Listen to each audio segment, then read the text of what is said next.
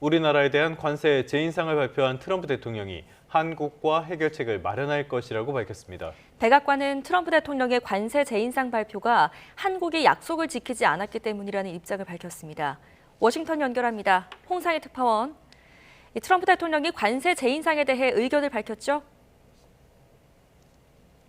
네, 트럼프 대통령이 잠시 전 경제 연설을 위해 아이오와로 떠나기 전 기자들과 만나 짧은 질문을 받았습니다. 한국과 관세 협상 중이냐는 기자의 질문에 트럼프 대통령은 한국과 해결책을 찾을 거라고 말했습니다. 들어보시겠습니다.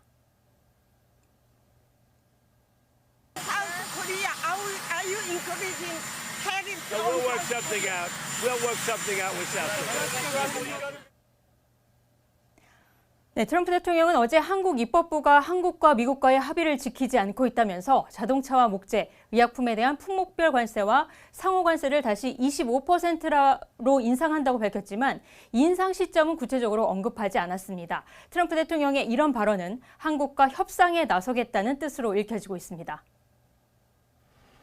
네, 트럼프의 입장 살펴봤고요. 백악관 쪽에서도 입장이 나왔죠?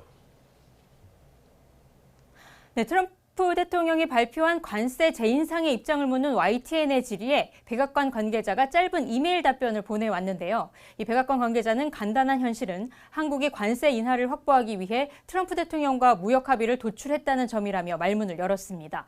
그러면서 트럼프 대통령은 한국에 대한 관세를 낮췄는데 한국 측은 협상에서 자신들이 약속을 이행하는데 아무런 진전을 보이지 않았다고 지적했습니다. 이 발언은 우리 국회에서 대미투자특별법이 처리되지 않은 점을 지목한 것으로 보입니다. 미국이 한국에 대한 상호 관세를 낮추고 자동차 등에 대한 품목별 관세를 낮추는 대가로 한국이 3,500억 달러, 약 505조 규모의 대미 투자를 하기로 약속하고도 이 법안 처리가 지연되고 있다는 점입니다. 백악관 관계자는 그러나 관세 재인상의 시기 등에 대해서는 트럼프 대통령과 마찬가지로 이 답변을 하지 않았습니다. 네, 미 하원 공화당 측에선 이번 관세 재인상과 관련해서 쿠팡을 언급했다고요? 네, 미 연방법사위원회 공화당 측이 이곳 시간으로 오늘 오전 SNS X 계정에 글을 올렸습니다. 어제 트럼프 대통령의 한국 관세 재인상 발표문과 함께 쿠팡 같은 미국 기업을 부당하게 겨냥하면 이런 일이 벌어진다고 썼습니다. 쿠팡의 개인정보 대량 유출 사태에 대한 한국 정부의 대응이 부당하다는 주장인데 트럼프 대통령의 관세 재인상과 연결하려는 의도로 보입니다. 지난 13일 미 하원 무역소위원회 청문회에서도 한국 정부가 쿠팡을 상대로 마녀 사냥을 벌이고 있다는 표현까지 나왔었죠. 당시 발언도 들어보시겠습니다. And recently launched a political witch hunt against two American executives. The recent actions taken by Korea is meant to squeeze American firms out of the Korean market. And does it raise national security concerns? 네, JD 밴스 미 부통령은 지난 23일 백악관에서 김민석 총리를 만나 쿠팡 등 미국 기업의 불이익 조치를 취해서는 안 된다고 말한 것으로 전해졌습니다. 당시 관련 발언에 대한 김민석 총리의 말도 들어보시겠습니다. 쿠팡 문제에 대해서 미국 기업에 대한 차별적 대우가 이루어지지 않고 있다는 것을 명료하게 이야기했고,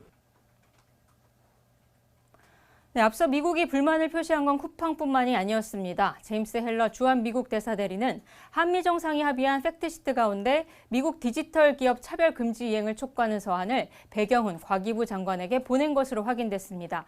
미국 테크 기업에 불리할 것으로 예상되는 7월부터 시행 예정인 정보통신망법 개정안, 또 국회에서 논의하고 있는 온라인 플랫폼, 이른바 온플법 등 비관세 장벽에 대한 경고인 것으로 보입니다.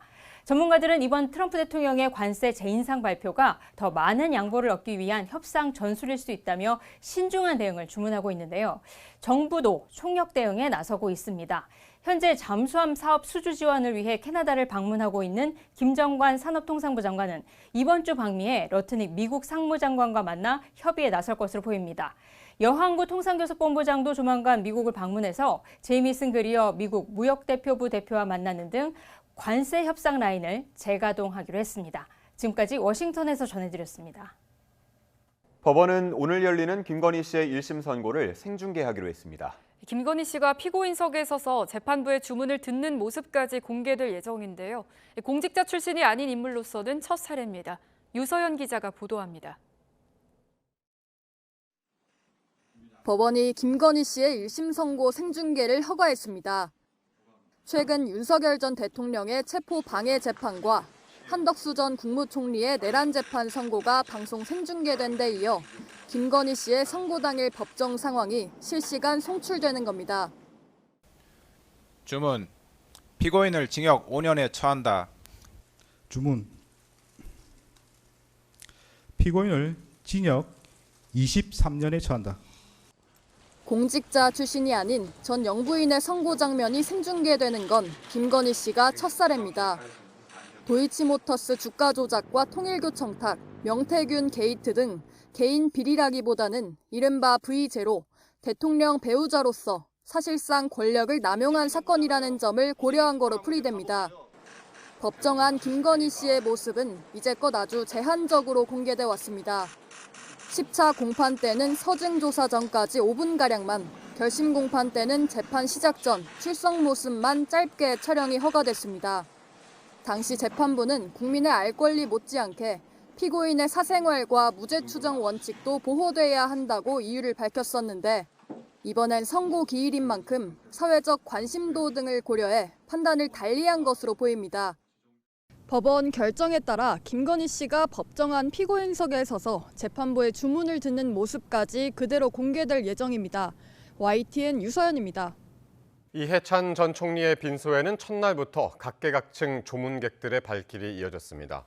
이재명 대통령도 이 전 총리를 조문하고 무궁화장을 추서했는데 끝내 울음을 보였습니다. 홍민기 기자의 보도입니다. 이해찬 전 총리의 운구차가 서울대병원 장례식장으로 들어섭니다. 고인이 안치된 관은 의장대의 호의를 받으며 빈소로 옮겨졌습니다. 이 전 총리를 민주주의의 큰 스승이라고 애도했던 이재명 대통령도 부인 김혜경 여사와 함께 빈소를 찾았습니다. 이 전 총리의 영정 앞에 국민훈장 무궁화장을 올리고 유족을 위로하며 조의를 표하다 참았던 눈물을 내비쳤습니다. 과거 당내 비주류였던 이 대통령은 정치적 멘토인 이 전 총리의 도움을 받아 대선 후보 자리까지 오를 수 있었습니다. 김민석 국무총리와 정청래 민주당 대표는 헌화한 뒤 유족과 함께 상주 역할을 하며 조문객을 맞았습니다. 우원식 국회의장은 사람을 보호하는 정치라는 고인의 뜻을 이어가겠다고 말했고 무엇보다도 힘들고 아픈 사람이 있으면 먼저 나서서 그분들의 고통을 치유하려고 했던 우리 시대의 큰 스승이십니다. 여당 지도부와 조국혁신당 대표 등 각 정당 주요 인사들의 발길도 이어졌습니다. 나라를 더 단단히 만들기 위해서 열심히 노력하겠다는 다짐도 함께 다지고. 국민의힘에선 장동혁 대표가 본인 명의의 근조 화환을 보냈고 김대식 주호영 의원이 빈소를 찾았습니다. 하늘나라에 가서 대한민국을 위해서 크게 또 걱정하시리라 이렇게 생각을 합니다. 다시 한번 고인의 명복을 빕니다. 문재인 전 대통령 부부도 정세균 전 총리 등 당시 내각 인사들과 함께 방문했습니다.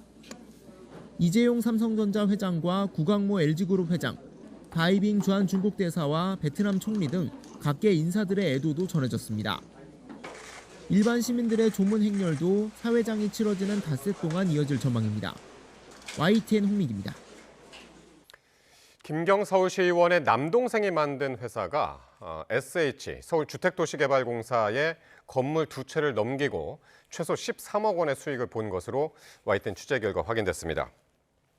그런데 이 시행사뿐만이 아니라 건물을 지은 시공사의 당시 대표도 김 시의원 동생이었던 것으로 파악됐는데요.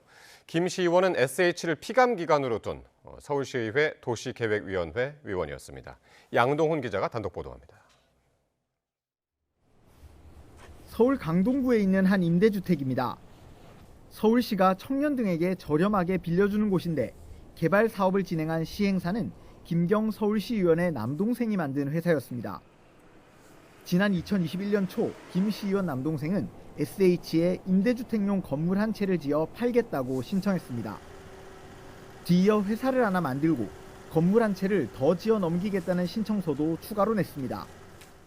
당시 시의회 도시계획위원회 소속이었던 김 시의원은 2021년 11월 피감기관인 SH 행정감사에서 매입 임대주택 선정 기준이 엄격하다고 지적하기도 했습니다. 다음에 이 시행사는 SH와 건물 매입 약정을 맺었고 약속된 2채를 지어 2023년 SH에 넘겼습니다. YTN이 시행사의 재무자료를 분석한 결과 건물 두 채를 SH에 넘기고 받은 돈은 282억 3천여만 원, 공사 원가는 268억 9천여만 원으로 확인됐습니다.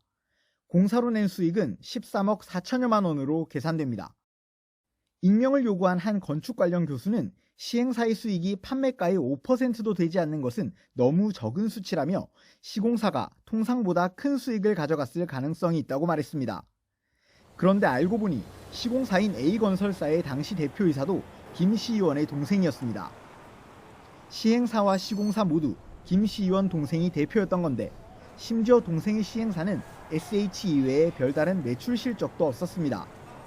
건축가도 아닌데 건축 사업을 사장으로 들어갔더라고. 그러니까 손해를 크게 치르면서 우리는 몇십억의 부자야 그러더라고. YTN은 김 씨 의원 동생과 A건설사의 현 대표에 접촉을 시도했지만 연락이 닿지 않았습니다.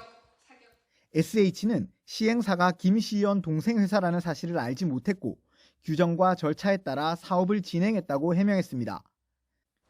이 밖에도 김 씨 의원 가족 회사들이 서울시와 산하 기관들에서 다양한 계약을 따냈다는 의혹이 불거진 가운데 이와 관련한 수사가 필요하다는 목소리도 나옵니다. YTN 양동훈입니다.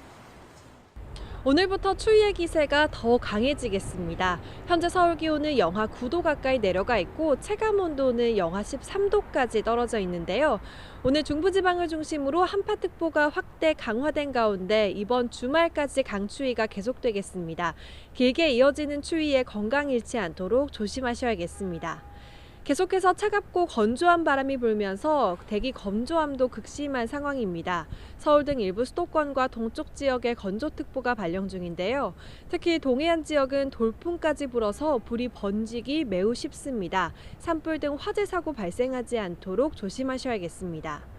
추위가 한층 더 강화되면서 한파특보도 더 많은 지역으로 확대됐습니다. 현재 중부와 경북 북부 곳곳에 한파주의보가, 경기 북부와 영서, 충북 북부와 일부 경북 지역에는 한파경보가 발령 중입니다. 현재 기온은 서울이 영하 8.9도, 광주는 영하 4.4도, 대구는 영하 3.9도로 어제 아침보다 4에서 6도 정도 낮게 출발하고 있습니다. 한낮 기온은 서울 영하 1도, 광주 3도, 부산은 6도에 그치겠습니다. 강추위는 이번 주말까지 지속하겠고 당분간 내륙에서는 맑은 날씨가 이어질 전망입니다. 다만 당분간 해안가에서는 초속 15m 안팎의 돌풍이 부는 곳이 있겠습니다.